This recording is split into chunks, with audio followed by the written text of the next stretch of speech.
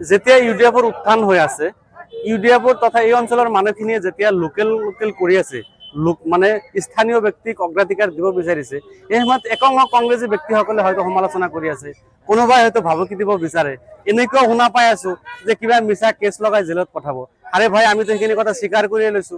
যিদিনা নিৰ্বাচনত নামিছো সিদিনা অলৰেডি ঘৰত কৈ আহিছো মই কেতিয়া জেলত থাকো, কেতিয়া ক'ত থাকো, এইবিলাক লৈ চিন্তা কৰিব নালাগে। মোৰ সৰু দুটা ভাইটি আছে, মোৰ দুটা পুত্ৰ সন্তান আছে, চলি যাব, মই নাথাকিলেও চলি যাব। গতিকে কাৰোবাৰ ভয় ভাবুকে আমি নিৰ্বাচন খেলিব অহা নাই। 2026-ৰ নিৰ্বাচন আমি খেলিমেই। 2026-ত ইউডিএফ এই সমষ্টিত জয়যুক্ত হ'বই। জনে যি ভাবি থাকে ভাবি থাকো, কাৰো কিবা ক'ব লগা আছে কৈ থাকো। কোনোবাই জেলত পঠাব, কোনোবাই দাবী দিব, কোনোবাই ধমকি দিব, এইবিলাক জীৱনত বহুত পাৰ কৰি আহিছো। মই যিহেতু ছাত্ৰ সংগঠন কৰিছো, 15 বছৰ ৰাইজৰ মাজত আছিলো। গতিকে এনেকুৱা ভয় ভাবুকি কেয়াৰ নকৰো।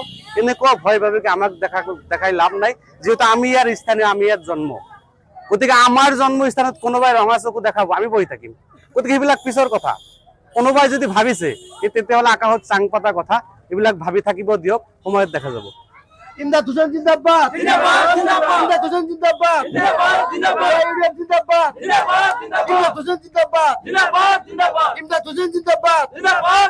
যি নহয়, আমি প্ৰাক নিৰ্বাচনী প্ৰচাৰ চলাই আছো, আৰু এই প্ৰাক নিৰ্বাচনী প্ৰচাৰৰ মাজতেই আমি যোগদান কাৰ্যসূচী ৰাখিছিলো। নতুন কাটমিতাত আজি এই যোগদান কাৰ্যসূচীত প্ৰায় 2 শতাধিক যুৱক, বয়োজ্যেষ্ঠ, আমাৰ জ্যেষ্ঠ ব্যক্তিসকলে যোগদান কৰিলে।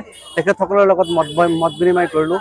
তেখেতসকলৰ পৰা দোৱা আশীৰ্বাদ বিচাৰিলোঁ যে আগন্তুক দিনত 2026-ৰ নিৰ্বাচনত চমৰীয়া সমষ্টিৰ পৰা মই ইউডিএফৰ টিকট প্ৰত্যাশী, আৰু দলে যদি বিবেচনা কৰে, মোক যদি টিকেট দিয়ে, মই নিশ্চিতভাৱে ইয়াৰ পৰা জয়ী হ'ব পাৰিম।